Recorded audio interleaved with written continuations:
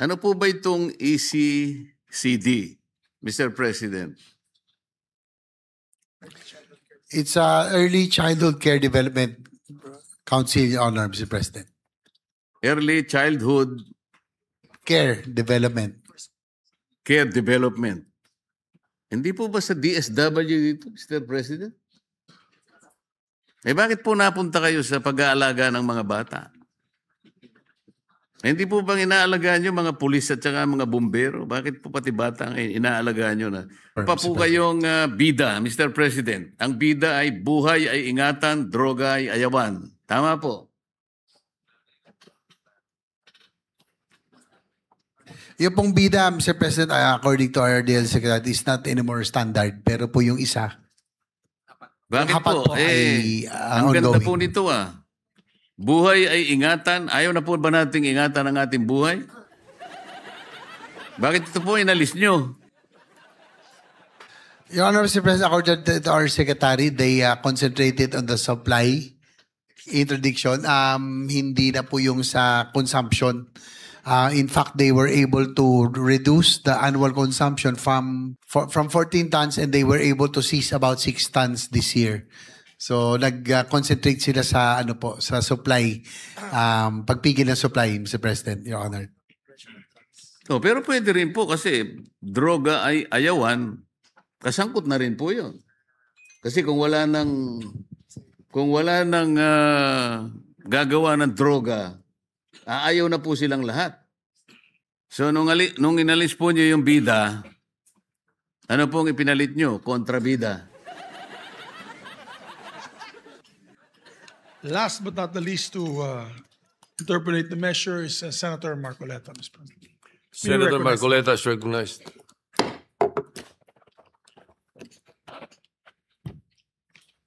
Maraming salamat po, Mr. President. Mga ilang paglilinaw lamang po. Siguro po hindi naman tayo abot ng alas 7 ng gabi po, Mr. President. 4:30 pa lang. Mr. President, despite capacity building measures, many LGUs still score very low under the seal of good local governance criteria.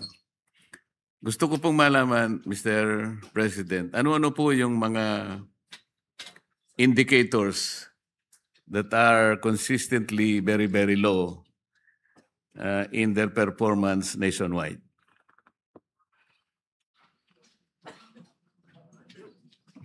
Your Honor, Mr. President, ito po kasing SGLG has become complicated through the years. So the DILG decided to trim down ito pong clustering into 3. Ito pong una yung fiscal management. Second is disaster preparedness and resilience. And last but not the least is innovation, Mr. President, para po mas this will be the simplification of the SGLG framework by grouping from original 10 governance areas, ngayon po ay 3 na lang, Mr. President. So, na-simplify po sa 3 magmula sa 10 indicators. Ano po ang relative weights po ng natirang indicators? Halimbawa po, kung 3 na lang, baka yung isa 50%, yung dalawa 25-25, kaya 100. Tama po ba yun?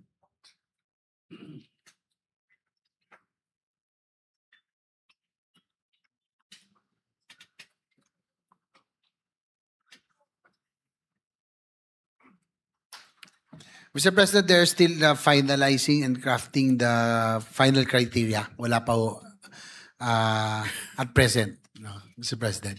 And also, just to note, ito pong SGLG, which at present is an annual award for all LGUs, will now be every 3 years, para term-based na po ang kanila pong innovation. The rationale being, Mr. President, Your Honor, there are about 4.5 million man-hours that is being wasted in the conduct of the SGLG awards from the DILG personnel, Mr. President. Kaya gagawin po nila. Wala pa yung LGU dito, Mr. President. So, if you include the LGUs, aabot daw ng 10 million man-hours. So, kaya po yun yung rational why they will now make it term-based. So, every 3 years na po ang SGLG. Very laudable po kasi ang objective nito. Kailangan nating masukat yung kakayahan po ng bawat LGU sa kanilang pamamahala, paggugobyerno sa kanilang mga constituents. Kaya po naging interesado ako na makita ko ano-ano itong mga indicators na ito. Realistic po ba ito? At paano po ko quantify? Bigyan ko po kayo ng halimbawa, Mr. President. Sa kagustuhan ko po noon, nung nasa ako'y mababang kapulungan ng Kongreso, ako po kasi ay na-inspire doon sa isang index na ginagawa po sa bansang Bhutan. Ano po? Meron silang smiling index, yung happiness index. So, naimungkahi ko po doon sa dating NEDA. Ngayon po atay DepDep. Pumunta po ako. Ako pong mag-isa ang pumunta eh.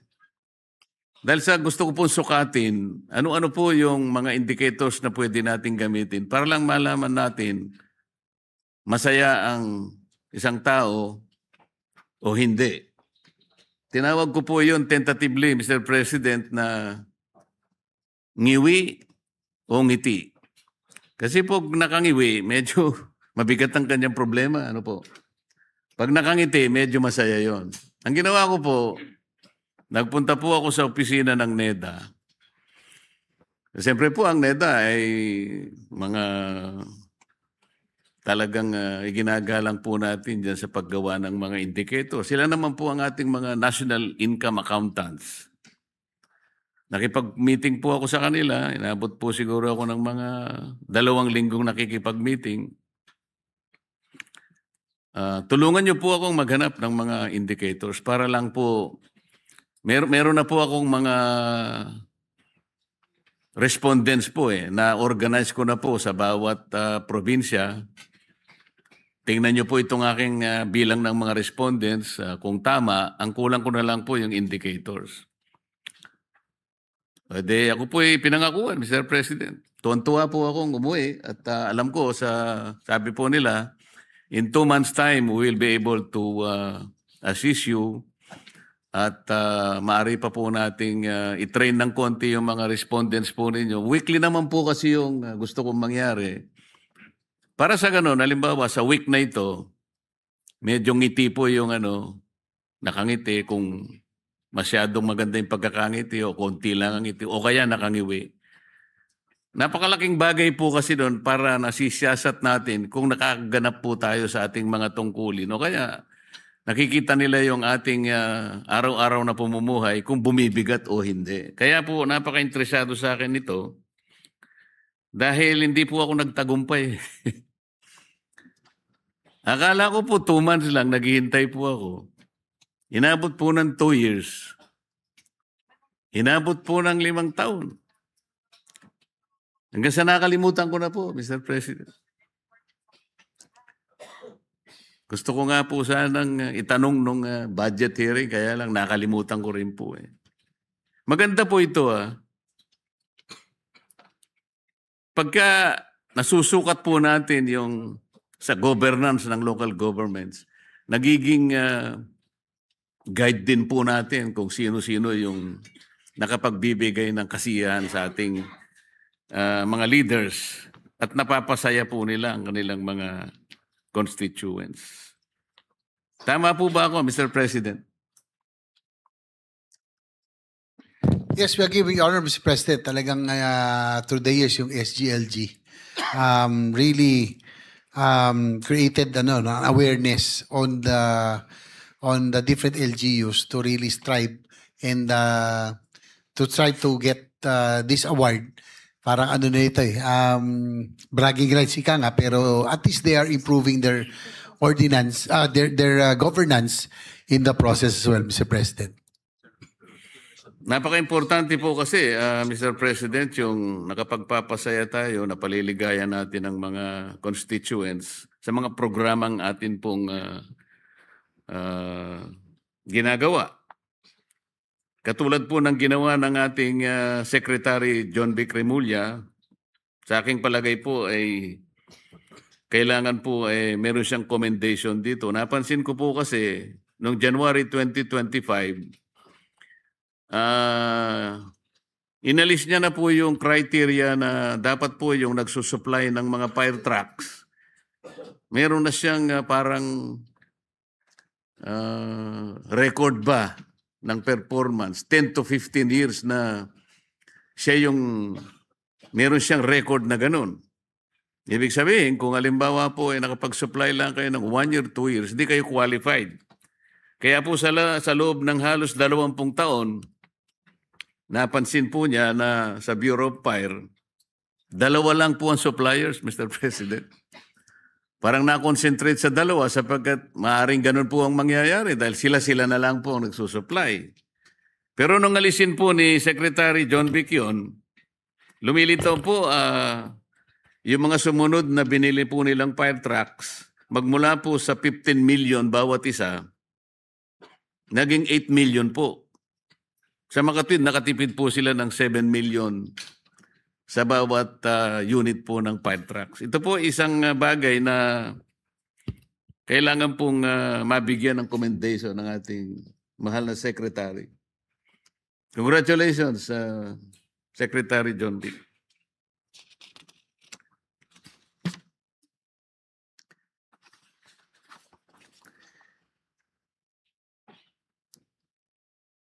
Ano po ba itong ECCD, Mr. President? It's Early Childhood Care Development Council, Your Honor, Mr. President. Early Childhood Care Development. Care Development. Hindi po ba sa DSW dito, Mr. President? Sa inyo na po ba ito?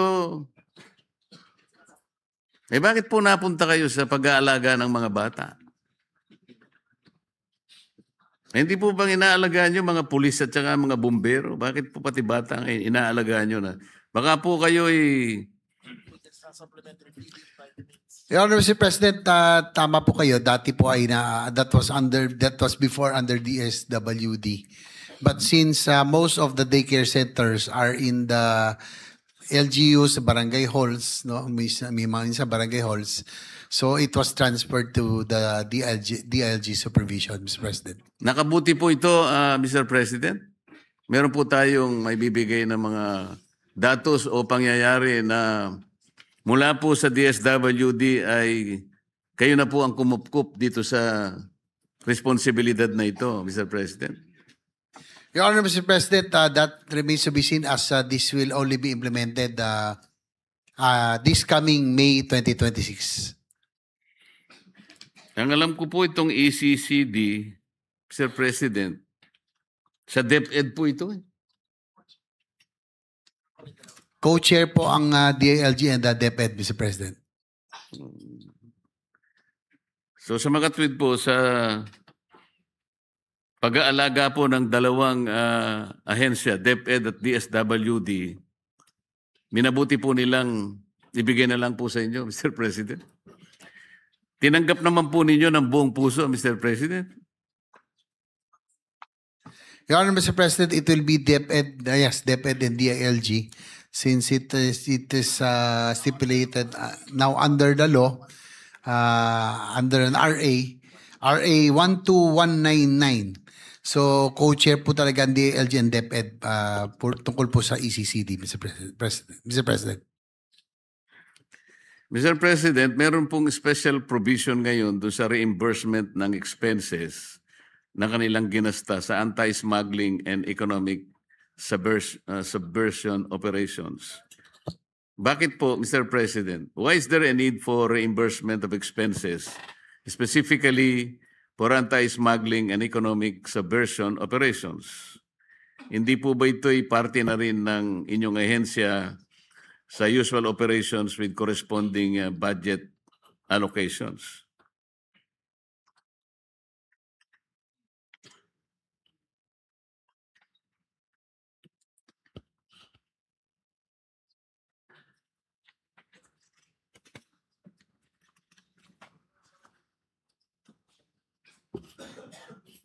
Your Honor, Mr. President, according to our DL Secretary, they have not received any reimbursement, no? They just request.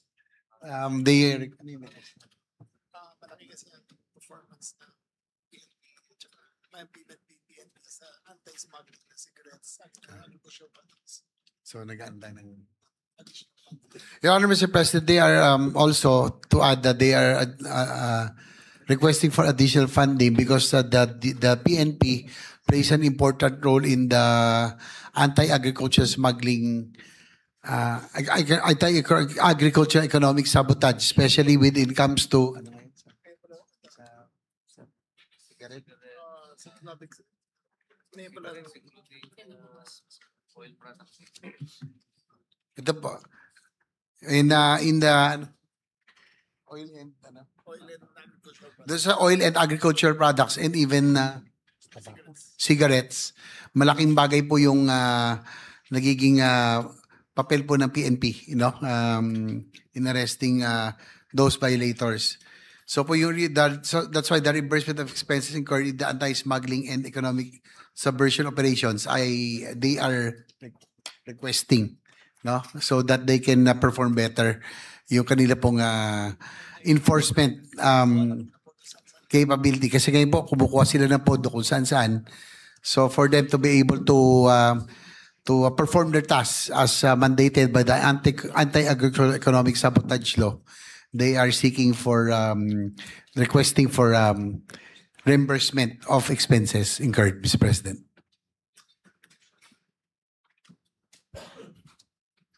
I hope this can be justified, Mr. President, dahil kasama po kasi sa budget allocation. Although I believe an additional compensation, probably by way of reimbursement, can be siguro, pwede rin po siguro, kaya lang baka magkaroon po ng problema dahil nakabudget po. Yun lang naman po yung concern, Mr. President. Pero po, yung pong mga kargamento o mga items pong nako-confiscate ninyo, nakukuha po ninyo dyan sa mga iba't ibang mga gumagawa ng hindi mabuti, nai-inventaryo po ba lahat ito? At saka ito po ba'y naibebenta? At kung sakaling naibebenta, paano po na-account yun, Mr. President?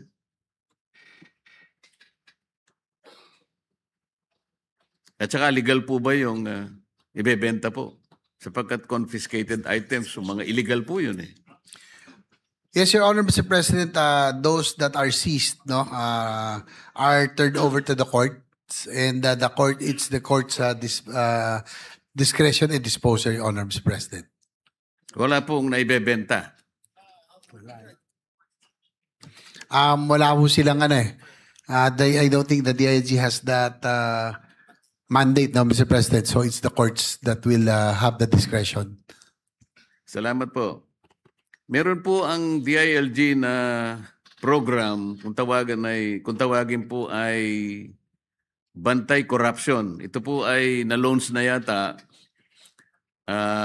noong pang October 2018. Ito po ay isang programa para makatulong po, ma-intensify po yung ating laban against corruption sa buong bansa. Ito po yata ay nagawa para siyang maging leader ng ating mga anti-corruption efforts at sa mga activities ng ating departamento. Pwede po bang malaman natin ang mga naging output natin, ang ating pagtatagumpay sa programang ito para malaman naman po ng ating mga kababayan na meron po namang ginagawang ganito ang DILG, lalong-lalo na po yung corruption na alam po natin ngayon ay biglang nabuyang-yang sa buong kapuluan dahil ito po ngayon ay nasangkot na pati po yung ating mga flood control projects. Sa inyo pong programa, meron po ba kayong naibahagi, halimbawa, dito sa pinag-uusapan at iniimbestigang flood control projects, ano po yung naging participation po ninyo? Kayo po ba ay nakatulong? Kayo po ba ay nakahuli dito sa investigasyon na ito para may bahagi po ninyo sa Blue Ribbon Committee kung sakasakali po? Dahil malaking bagay naman po ito, ang LGUs po ay malaking isa pong importanteng partners po ng lahat ng ahensya. Kung ang pag-uusapan po ay ang pagbabantay ng katiwalian sa ating bansa.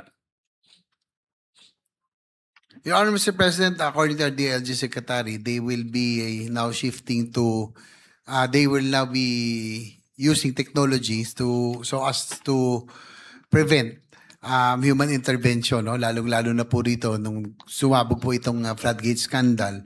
So one of the first steps is the establishment of an artificial intelligence or AI backbone for monitoring government construction projects, no, para po lesser human intervention. So they will rely on technology, Mr. President. Tapos ito pa. Here the accomplishment, Mr. President, as of December 2024, 792 LGUs participated in BK programs, reinforcing public accountability webinars. 412 LGUs reoriented on public accountability. 100% of complaints against LGU officials and employees acted upon. And one policy recommendation developed, Mr. President. 10 minutes. Kasi po ang iniimbestiga pong bilang ng mga flood control projects hindi po bababa sa 9,000 projects. Iniisip ko po, Mr. President, sa dami po ng LGUs natin sa buong Pilipinas, ang barangay, mga barangay lamang po ay 42,000 mahigit na po, Mr. President. So, napakalaki po ng may tutulong ng bantay corruption. Ang tinatanong ko lang, baka sakali sa 9,000 flood control projects na ating pong iniimbestiga, baka meron po kayong napansin o nakita na naitala na talagang mga ghost projects talaga, makakatulong po kayo na makapagbigay ng kaukulang impormasyon sa ating Blue Ribbon Committee.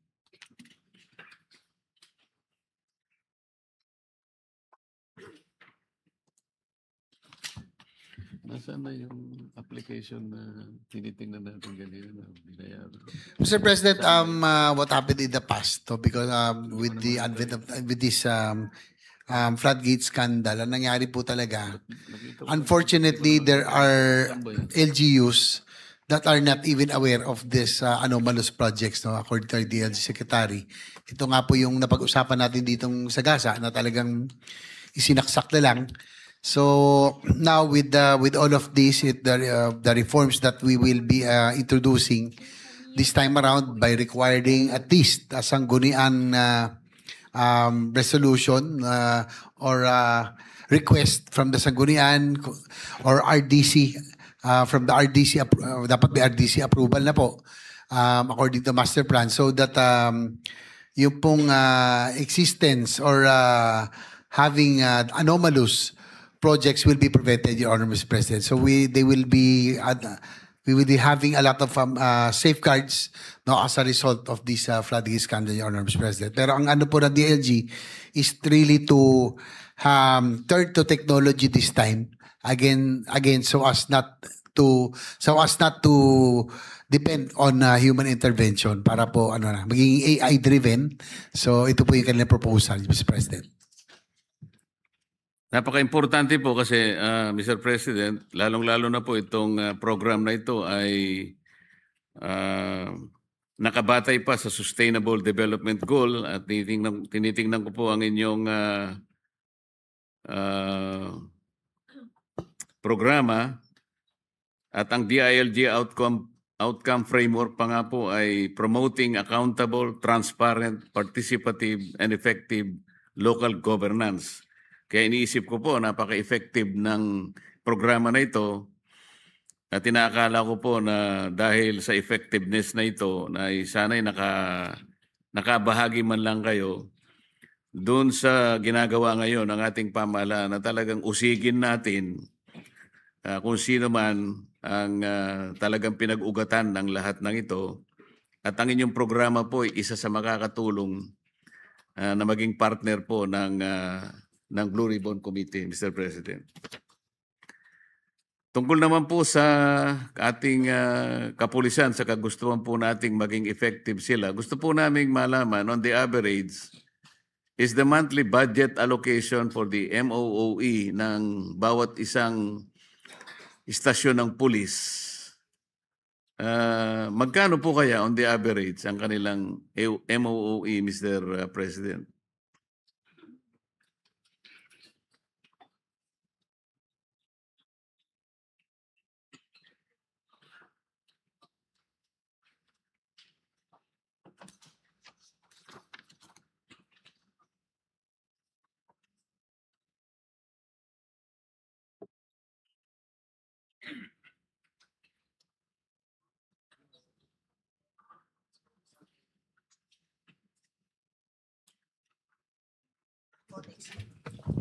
For next year, Mr. President, Your Honor, the ratio or per capita is 1:2.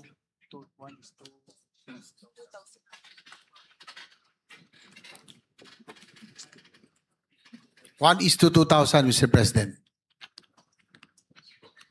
Sana po yung ratio ay sapat at makabuluhan, Mr. President, na pinag-uusapan natin kasi pagka hindi po sapat, ay alam naman po natin yung kanilang daily sustenance and operations maaaring makaapekto sa kanilang performance sa araw-araw. Maaaring ito po ay magdulot pa ng mababang accomplishment at maaaring matukso pa ang ilan sa kanila, kung hindi man lahat, sa mga illegal na transaction. Kaya importante po na nakasasapat po yung pang-sustain po sa kanila sa araw-araw. Increasing their salaries and benefits alone will not result in better performance. It must be accompanied, Mr. President, by adequate and reasonable support in their daily operational needs. Kung tama po ako, ay paki-confirm nyo lang, Mr. President. Honor, Mr. President, actually, just to set it straight, yung current MOE pala is 1,660. And for 2026 NEP, it will increase to 2,000. So, nadagdagan po natin ng kaunti, no? Ng 340 MOE, Mr. President. Puntahan po natin ang mga barangay, Mr. President. Do you have an idea how much is the average honorarium of a barangay captain per month?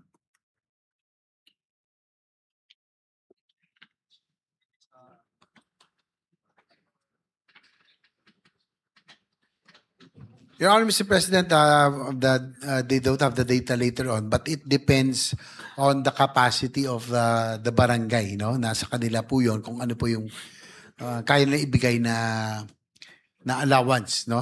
Sa mga DLG, sa mga barangay officials, Mr. President. Kasi po, Mr. President, yung kanilang tinatanggap na honorarium, nakadepende po yun dun sa kanilang era eh. Yung tinatawag na nata na natin ngayon. Tsaka ang isa po talagang yung discrepancy po talaga ng mga barangays, no? Like for example, the richest barangay in the country, which is Barangay San Lorenzo in Makati, has a budget of 500 million, whereas the poorest barangay, one of the poorest somewhere in Sulu, has about 400,000. 4 million, nasa 4 million pala, from 500 million. Tapos 4 million. So, medyo may kalakihan po yung discrepancy, Mr. President. Tama po kayo, Mr. President. Yung budget at saka yung honorarium na tinatanggap ng mga kapitan, merong direct correlation po doon sa era nila. Katulad po ng isang pangkaraniwang barangay,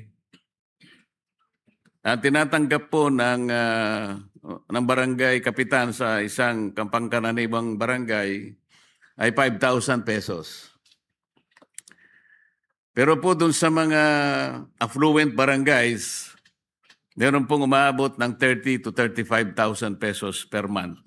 So makikita po niyo yung discrepancy.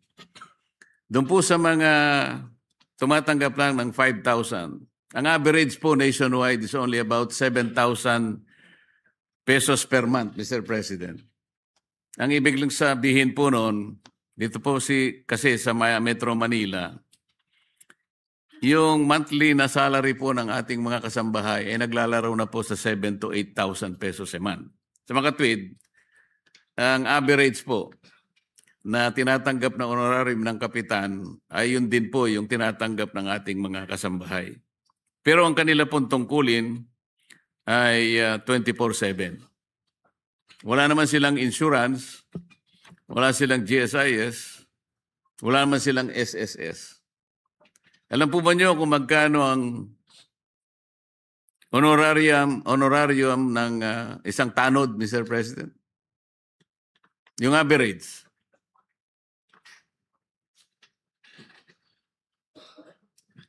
Your Honor, Mr. President, it also depends on the capacity of the barangay, Mr. President.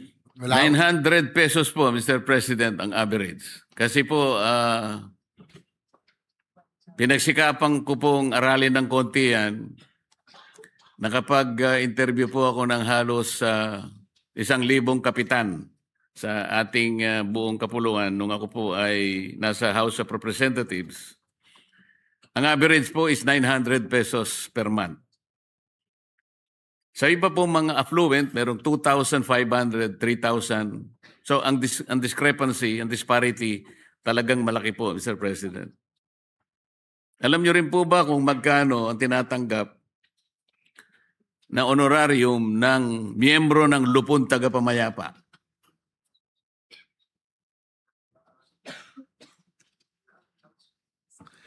Ayun, yan din, depende. Meron daw halos na libre because some yung iba pong lupon ay talagang dapat Totoo po yun. voluntarily. So, iba-iba daw talaga. Totoo po yun. Sa akin pong pagtatanong sa kanila, ang average po na tinatanggap nila, 300 pesos per month. That's correct, Your Honor, Mr. President, according Noong to pong DNG. tinanong ko yung isang barangay sa Maynila, ang una niyang sinabi sa akin, 3,000 pesos, sabi niya. Teka muna, baka nagkamali ka, sabi ko, Mr. President. Kasi ang kwenta ko rito, 300 pesos lang per month. Bakit ikaw, 3,000? Napakaswerte ka ako ng membro ng Lupon Tagapamayapa. Ay hindi pong ibig ko sabihin, 3,000 pesos per year. Ganun po ang kalagayan. Kaya nung tingnan ko po yung mga nota ko po doon sa kanyang barangay, siya pala yung pinakamagulong barangay sa buong Pilipinas.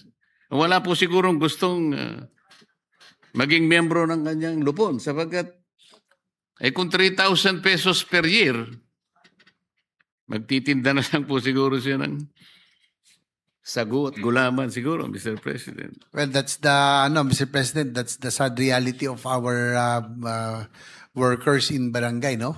Sama na natin yung barangay nutrition scholars, barangay tanod, lupon, and the BHWs, Mr. President. Ito po yung mga nag-file nga ho tayo na muntik na may ipasa Magna Carta for Barangay Health Workers. Unfortunately, nag-withdraw ang House, but a BHW earns as low as 500 a month in low-income LGUs. Pero alam naman natin, BHW, ito talagang umulan, umaraw, talagang umiikot po ito.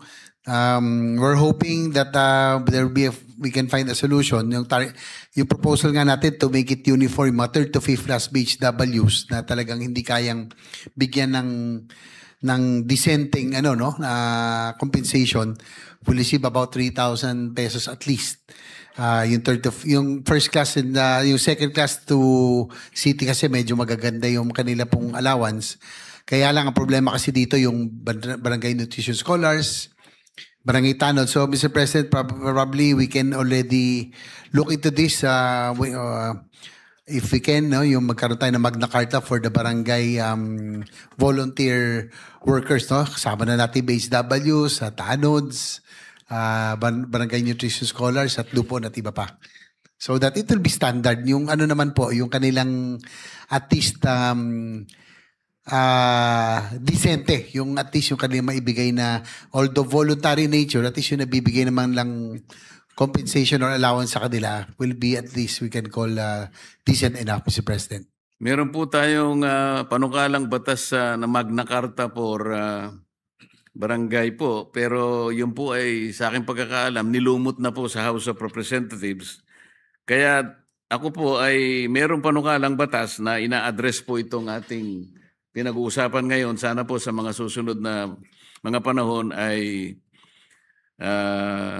matalakay po natin at matulungan po natin ang ganitong kaawa-awang kalagayan ng ating mga manggagawang barangay. Huli na po ito, Mr. President. Gusto ko pong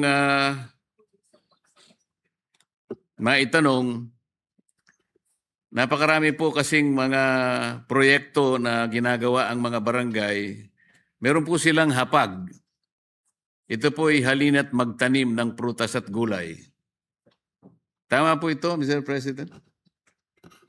Yes, the DLG Secretary and the DLG families are nodding their heads. So they Meron confirm, pa po Mr. President. kayong bida, Mr. President. Ang bida ay buhay ay ingatan, droga ay ayawan. Tama po.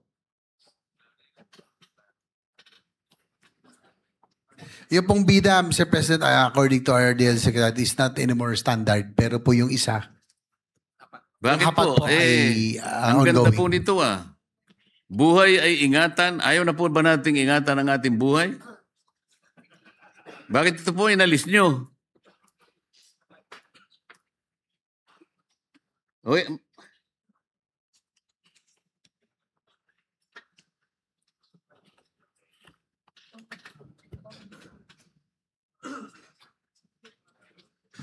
Your Honor, Mr. President, according to our Secretary, they concentrated on the supply interdiction, hindi na po yung sa consumption.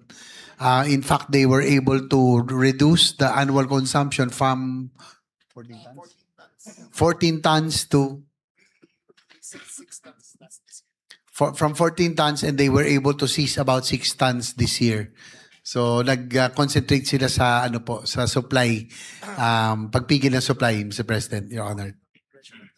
Pero pwede rin po kasi droga ay ayawan, kasangkot na rin po yun. Kasi kung wala nang gagawa ng droga, aayaw na po silang lahat.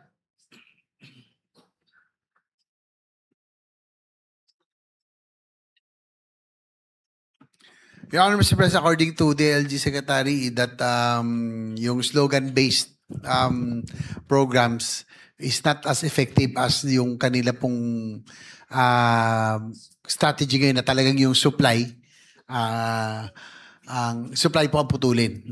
Yun po yung kanilang strategy ngayon, really to get to the kill, kumbaga prevent the further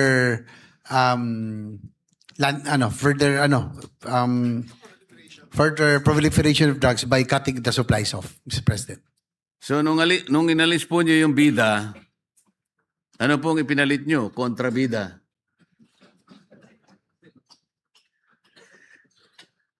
Meron pa po kasi kayong bukal Ang ibig sabihin, buhayin ang kalikasan. Meron pa po ito. That will be from the environment, Your Honor, Mr. President. So, Oo nga environment po, program. nandyan pa rin po. Yung daw po, yung wala na raw pinal sa bida. Hindi na contra supply daw ho ang kanila. Pwede rin, kontrabida. So, bukal, buhayin ang kalikasan. Buhay pa po ito. May mga barangays daw po na may gumagawa, Mr. President. Aba, kailangan po. Ito po, lahat po ito merong memorandum Alam ko po, pinagtibay po ito ng DILG. Meron pa po kayong kalinisan. Bukal is tree planting, Your Honor, Mr. President. Tree planting program sa mga barangays. Opo, alam ko po yun. Yung kalinisan, ano po ibig sabihin nun? Kalinisan isa. Kalinisan, Mr. President, is a solid waste management, Your Honor. Opo, pero meron pong ano yun eh. May ibig sabihin kasi ito po ay mga acronym eh. Ano po yung kalinisan? Ano yung sabihin ng